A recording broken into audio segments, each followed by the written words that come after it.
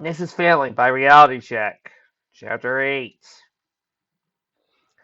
I don't understand why we can't just use the system we've already used before, the Crystal Party librarian said for what had to be the 100th time. For what had to be the 100th time, Twilight smiled through clenched teeth and explained. Mrs. First Edition, even if your system was better than the digital system, and I'm sure it had many possible features to recommend it, the fact remains that you want to integrate your library with the Equestrian National Library Network.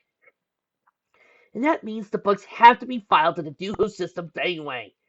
Which means if you insist on using your own system in your own library, we have to file the books twice, once in your system and once in the Duo system. We might as well save time and just convert to one library archive system that's already used by all the libraries in Equestria anyway. First Assistant was barely older than Twilight herself, but he had the ability, passed down from librarian to librarian since time immemorial, to look at a pony in a manner that clearly implied she outranked him in the matriarchal hierarchy by at least 1,000 years. She was using Naglar at full strength right now in Twilight. Twilight merely gave her a wide-toothed smile that sparked more than any of Crystal Pony's peach-colored flights to ignore it. Just do it! First Edition strode off, pushing a cart full of books to be cataloged in front of her. Twilight could hear her muttering under her breath about ponies coming in and changing things just to be changing them, with the rather odd infamous of Prancy's thrown in. Twilight sighed. Another day of ponies being difficult. What was she doing wrong? And why did every pony keep glancing at her horn? Because the story is going to try to throw some fake racism infamous into it, and I think it's going to fail. She regularly went on in her rounds. This was getting frustrating. Some of the staff were respectful and pleasant to her. They did as she said without hoof dragging. Some, but she was spending all her time writing hurt on a few who didn't. And even the ones who were nice seemed she didn't know. They acted like a lot of the ponies did back in school, she realized. When she was, against her wishes, pushed by Celestia to going to one of their parties or some other little get-togethers, and they found themselves hobnobbing with the princess's protege. Intimidated, unhappy, like they wished she wasn't there. It made you feel like she did back then, like the most unwanted feeling in the world.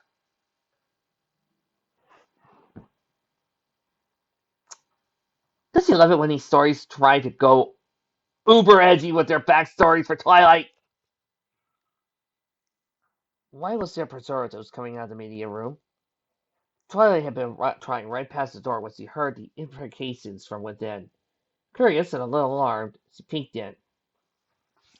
Bullereel was in the room, working away. He arrived at the library earlier that week, looking for work. He did have a bit of a sulky disposition, but a lifetime of working with Spike made her more than used to that. He inquired about the new movie and media department, and she put him right to work. Despite his morose attitude, he had been fairly respectful toward her, and had done the work the way she told him to do it. So she was more than satisfied. He was a scrawny teenage pony, with a silver coat and white distilled mane, and a pretty glisten for baggy t-shirts, with grim logos on them. His cutie mark of a film reel marked him as a lover of movies and cinema, and one of fairly recent vintage, as he learned in his job interview. His job consisted of cataloging the stock of film records and film reels that arrived from Caroline's library, and serve as a seed start for the new media department. He was also expected to examine each of the reels and file records by hook for damage, which by necessity included playing them. He'd taken to the job like a duck to wire, and looked pretty certain he had a permanent position there. At the moment he was running a film through the reel-to-reel film box. Judging by what he was sputtering at the screen, he didn't approve what he was saying. "What's wrong, Roller?" she asked. He turned to look at her, then waved a hoof at the rear projection screen in front of him. "Miss Twilight, what is the good of this happy horse apples?" Twilight looked at the screen. She saw several ponies in heartwarming day costumes. The tinny notes of a heartwarming wassail played over the speaker. "It looks like a heartwarming day pageant," she said with a smile. "It's the biggest load of Prancy Elias propaganda I've ever seen," Roller said angrily. And here we get our start about why I don't like this fic. You saw the description, guys. It said that this is supposed to be a story about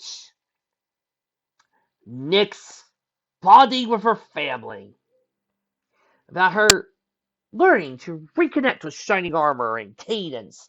This is supposed to be a happy story, dedicated to the characters growing and bonding as a family, like how Winter Bells did it.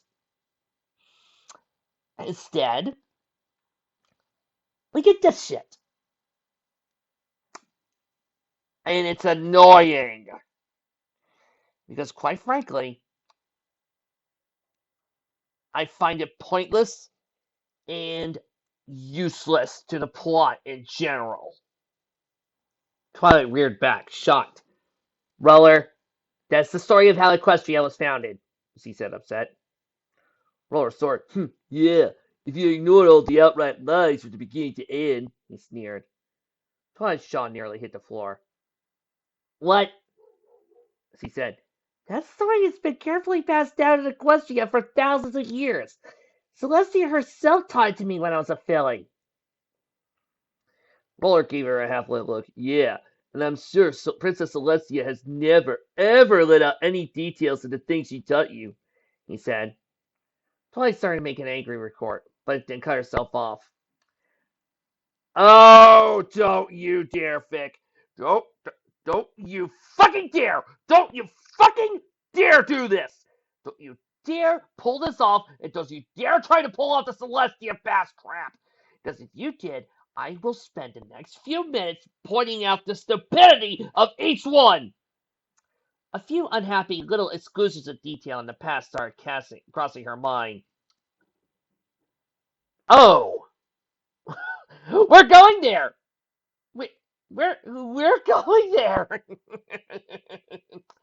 Vic, you suck going to die!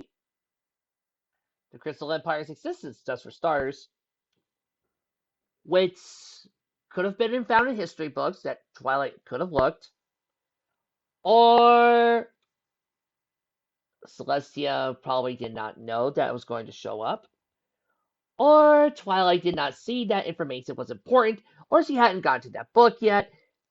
Quite frankly, now that I think about it, Twilight never did say I never heard of that. And all we got was a long time ago, and Twilight was shocked like, the Crystal Empire? Which, confidentially, playing a couple of D&D games and listening to stories of Vecna and listening to Critical Role has kind of made me realize that sometimes you don't get to know everything, and sometimes people you learn under probably won't get a chance to tell you every single bit of their backstory or their history. So thus it is possible to actually miss something, or sometimes it is possible for your mentor not to tell you anything because they just haven't gotten to it yet. Or they just haven't seen it as something important. Sometimes these things do not always go by. It's not like your sensei is going to tell you every single detail about every single part of the world all at once. That's just stupid. Or Discord. Again, really Twilight's fault on that one. I mean, when you think about it, she never did ask about the statue or ask about that. I mean, how are you going to find out this information if you don't ask for it? Or Nightmare Moon. What did Celestia not tell Twilight about Nightmare Moon? Oh, wait. Don't tell me, RC. I get this. I know what you want. Twilight, Nightmare Moon is my sister. Go save her. Sorry. Okay, Celestia. I'll go save your sister. Bam! Oh! I could not have foreseen this. My student, who has this tendency to go for the straight answer and hates friendship, did not get the appropriate friends to get the weapons that could take out Nightmare Moon. Reality check. Why do I feel like you're the type of role player in a D&D session that would be the first to die? She shut her mouth and settled for glaring at him. I'm glaring at this Vic. Rose expression softened a little. Gee, you really don't know it all, did you? What's there to know? Oh God, no, no, no, no, no, no, no, no, no, no, no! People, this is gonna hurt! He pulled out a chair, each of them, and sat down. Twilight followed suit. Okay, look, I'm sorry. No, you're not, Roller said. You're cool, and maybe you don't know. Let's start from the beginning. Did any details in that nice little story, he went to the projector, strike you as kind of funny? No. Her head shake no, he tossed his head. Come on, you're super smart. How logical does that story really sound?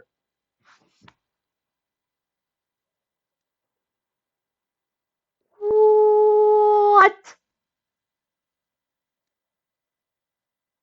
What? It's a fantasy story in a fantasy world. What part of that doesn't work? The hatred creates a demon. They go off on a quest to find a new world. They get frozen over. Use the power of love and friendship to create a new magic. And the Wendigos. I'm not seeing the problem here. Are there any holes in it? No. Well, it's obvious it's mostly a parable, Twilight said. I mean, I'm sure that there were more than two ponies from each tribe. There doesn't have to be. Unless you're thinking, unless Reality Check, when you reorder Rings, you're thinking, there should have been more than two people. There should have been more than one person from each race in that adventure on Lord of the Rings. Also, there should have been more people on Critical Role to accomplish the adventure, to accomplish some of the things that you've done. There's no way they could have taken out that whole army of Goliaths. Roller shook his head. Yeah, come on. Think bigger than that. I have a feeling I'm not going to have to think very much at all on this. Think about the three tribes. Even as enemies, do you really think that the Pegasi unicorns treated the Earth ponies as equals? Twilight paused. Why? Why wouldn't they? Twilight, you just have a rare role.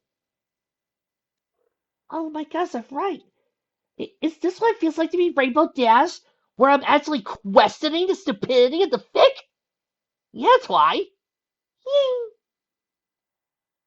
Roland looked there for the longest time. Now I really want to visit Equestria. There's a train right over there, he said, wistful as surpriser. More than anything, I want to see what kind of place makes a unicorn. A unicorn think like that. He shook his head. Miss Twilight, the Pegasi and unicorns hated each other, but they treated each other with respect because they both had power. But the Earth Pony tribes were slaves.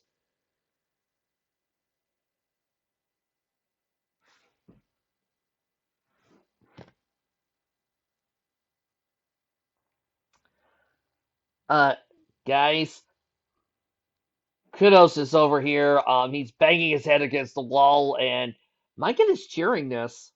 He thinks he thinks he's finally been proven right. Reality check.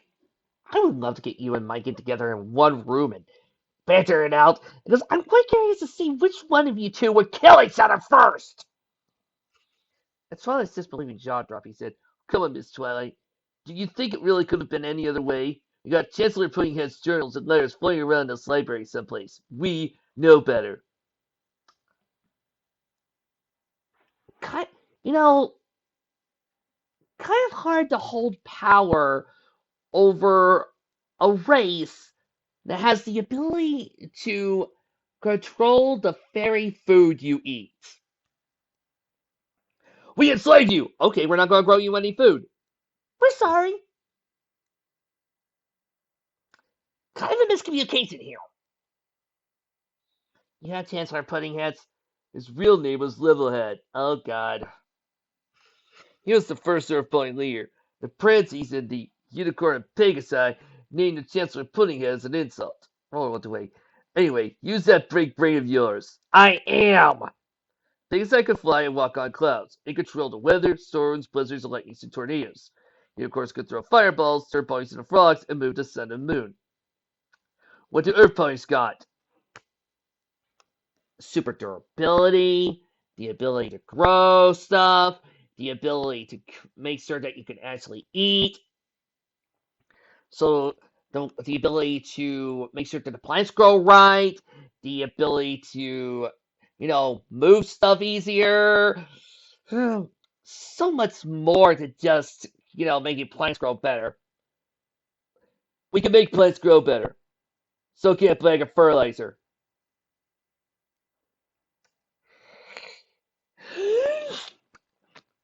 I'm sorry, folks, but I'm going to have to repeat a certain rant of mine that I said back a couple of years ago when Micah tried the same damn BS.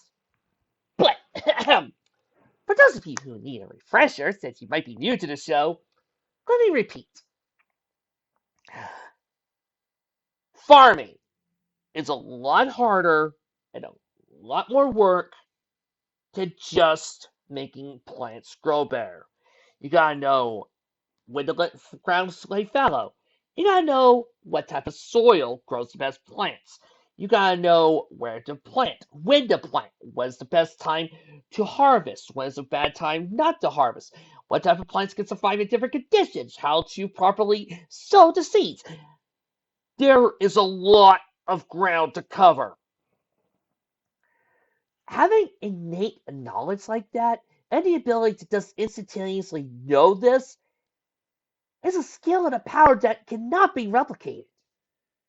That's why some people have a green thumb and some people don't. It's not as easy as it sounds. And being strong just means you can work harder for whoever's cracking the whip.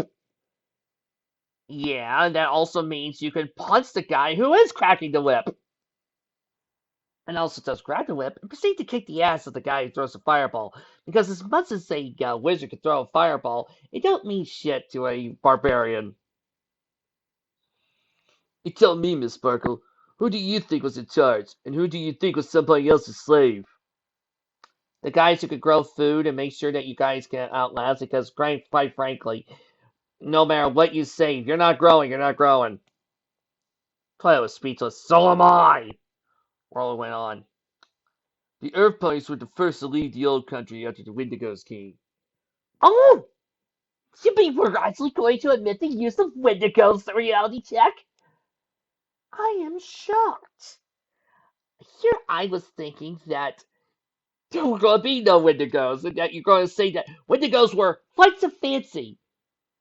Because right now I'm thinking you're the type of writer who thinks, magic is stupid.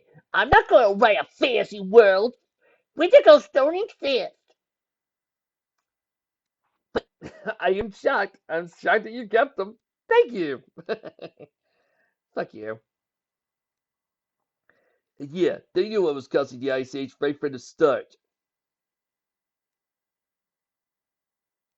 If they knew what was causing the Ice Age, then why didn't they try to befriend the unicorns and the Pegasi and try to tell them what was going on so they could end slavery? Your place escaped while the unicorns and Pegasi were trying to fight the Wendigos.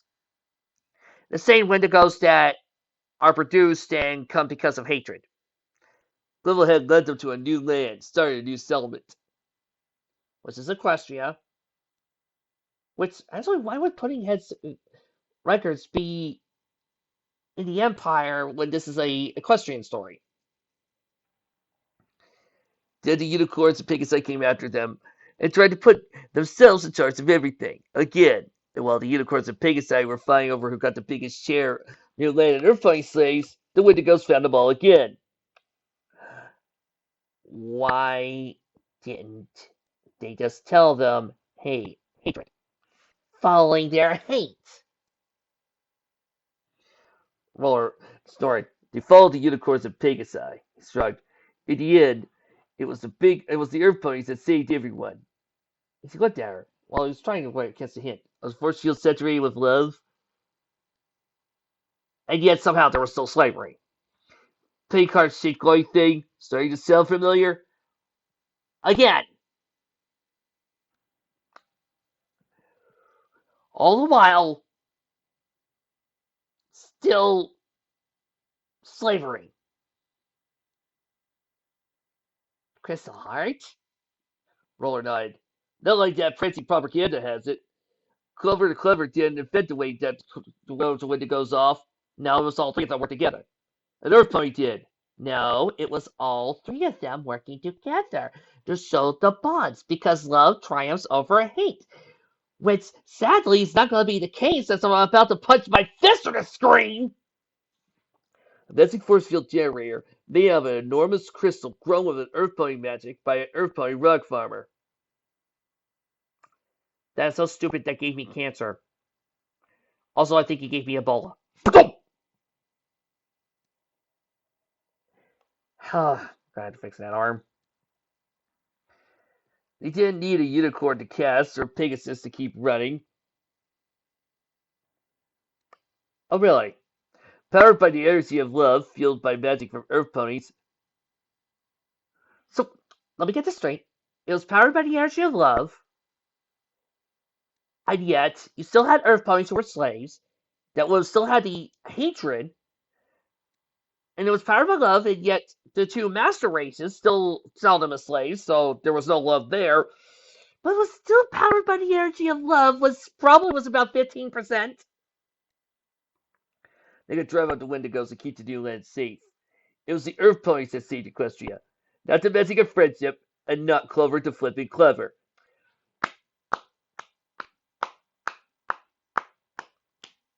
Congratulations. Congratulations, Reality Check. And here I thought that I saw real stupidity and the incomplete refusal of the show's main themes with Mikan. But you would top this. You would opt that. Bravo, freaking vo. He hung his head. Be safe for a while there. For a half a minute, it looks like the Earth Ponies would finally be on equal footing with the Pegasi and Unicorns. Pegasi with the weather, Unicorns with the sun and moon, and Earth Ponies with the Crystal Heart. It's just about perfect. Well, you can see how that panned out. Yeah. In Equestria, everybody's equal. The only ones who've been acting like asses have been you. As soon as the threat was gone, it was back to the same old routine. Wouldn't that mean that the Wendigos would come back? They didn't even wait until Equestria was completely defrosted before Clover the Clever stole the heart. Play, bastard head. This is so stupid, it's giving me cancer. Found a way to copy the heart slurring spell without the crystal. But there, it was all downhill. What about Sarswell the Bearded? Wouldn't he be a little disappointed? Shut up! He had nothing again. So, a band of ponies led by Levelhead stole back the heart. It wasn't hard. It wasn't like they were guarding it too much. They had Clover the Klepto to keep their little tussies warm now, didn't they? So how do you explain the other Earth ponies, or are we going to skip that detail? He took the heart and led about a third of the Earth pony population out of the new land and up the frozen north. Why a third? From the sounds of it, it sounds like everybody was enslaved. It sounds like everybody was having a hell of a time. If the Earth ponies were still enslaved, and if the Earth ponies were still, in dire straits, then why would only a third go with? Why wouldn't the whole fucking population go with them? Where the Equestrians wouldn't follow them and wouldn't bother them. Why not? They got the power! It founded the Crystal City. After a while, the magic of the Crystal Heart changed us. He waved himself himself, indicating a sparkle. And that was how the Crystal Empire was made. Twice mine was reeling. Was this possibly true? Late, she said. Thank you, Twilight. Normally Rainbow Dash is my source of sanity, but right now, you're doing a good job. Your rulers were unicorns! You've had Pegasi in the Crystal Empire too. I've seen pictures in... Babies. Roller said, rolling his eyes. Twilight looked down. What?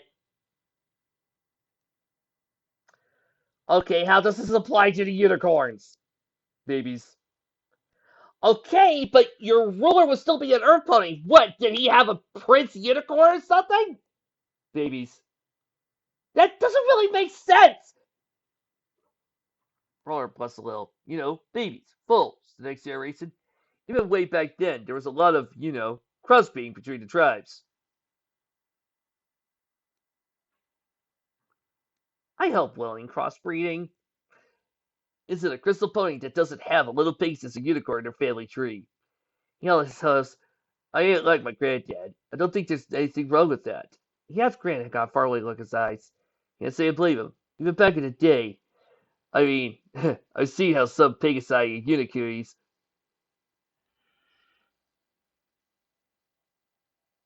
Why do I have a feeling I hate you? I'm far on clean, and less recently discovered girls. I saw this one rainbow made Pegasus feeling. She was tight. And you unicorns, girls are seriously smoking. I'm gonna kill this bastard! I mean, look at you. You realize the purple Cliffy just stepped off a hair too late, Urk. Twilight couldn't help but strangle him. Tell me more!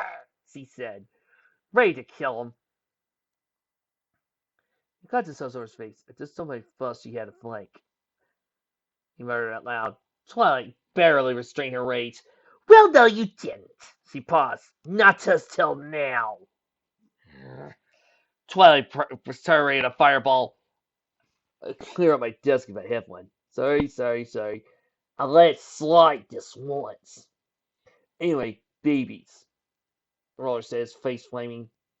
When a couple of chair races, crystal pony couples started cropping up that had crystal unicorn and Pegasus foals. Why didn't you just cut out the horn and cut out the wings when they were old enough? Once those foals grow up, he sighed, we're being ruled by unicorns again.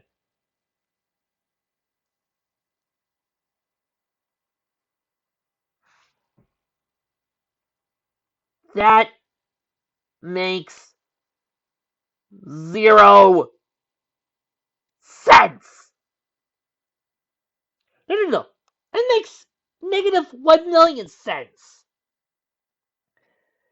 It makes so little sense that Mike's Starfleet stories are making sense to me now. Okay, if you were ruled, if the unicorns were born in your family, you would be raised by Earth ponies. If you were raised by Earth ponies, you would be taught that Earth ponies were not superior and unicorns and Pegasi were not superior. If you were raised by Earth ponies to be taught that, those unicorns and Pegasi would also realize that they were not the superior species and would realize that they were equal just like their mom and dad because they would have respect for their parents.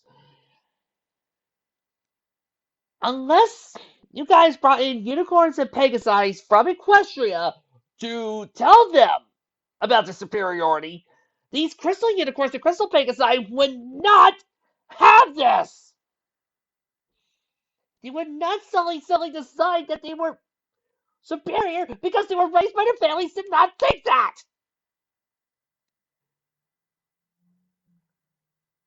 Where would they come up with this idea? How would they come up with this idea? What would give them that fucking idea? This makes no sense. And why was this story popular? There's a giant plot hole right here, and everybody was treating this story like it was good.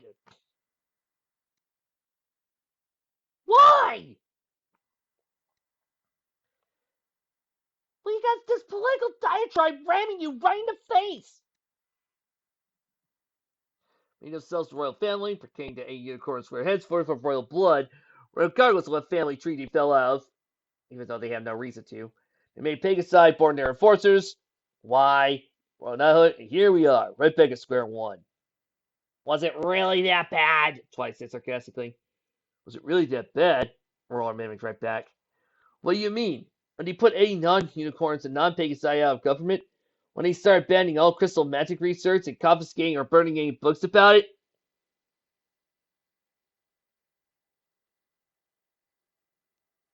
How? Why? The Earth ponies would be outnumbering the unicorns and Pegasi. There's no reason for this.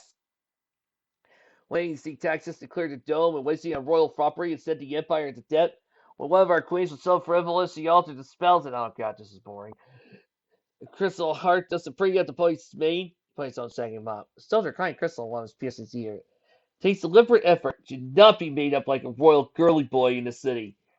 Even though we also see that doesn't happen 24/7. Or how about when they turn the guard into a bunch of roly bully boys? Cause hey, who needs a real army? We got the big magic crystal and pretty fancy unicorns to save us. Or how about when King Sombra ascended the throne by slaughtering all the other unicorns? That bad enough for you? Twilight turned looked slaughtered. I mean, duh, that makes sense. All of them, even the foes. Twilight made a horrifying sound. Standing orders during his reign. Anything born with a horde was to be killed on the spot. He wanted to be protected to his throne during his reign. Anything with wings was strapped to his army at birth. Even though they would just fly up, or use magic, good old-fashioned beings and abuse to turn them into his personal band of sadistic psychos. Fly up. You have wings. Nothing remaining left. He wiped out most of them climbing to the throne. Then he spent a couple of decades turning the Crystal Empire into a new suburb of Tartarus. I can't breathe right because I didn't run fast enough from his press gangs and spent the last 6 months of his reign choking on crystal dust in the mines. There's a Napoleon alive in the Crystal Kingdom who didn't have to bury somebody they love, while your Princess Celestia and Luna decided whether or not to get out their plots and overthrow him. Gee, do you think it's probably because he didn't know yet? That they didn't hear about it? Kind of hard to do something when you don't hear about the trouble. Plus our homeland, our magical heritage, our freedom, our social security, our paychecks, and even our right to have those little teeny umbrellas in our martini glasses. Loved ones over and over again, as we got ruled over by a bunch of crooks, buzz, idiots, and tyrants whose only claim to right was a bone sticking out of their heads. I don't know, you tell me. Was it really that bad? No, it wasn't. Twilight was thinking. Is that why ponies here treat you like horse apples? Well, jeez! You're welcome for saving your asses. I'm out. I don't have to be here.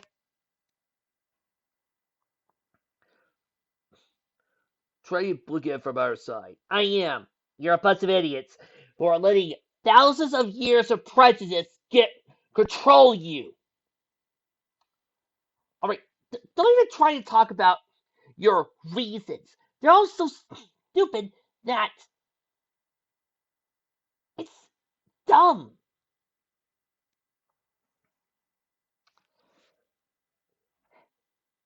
And Celestia and Luna are unicorns.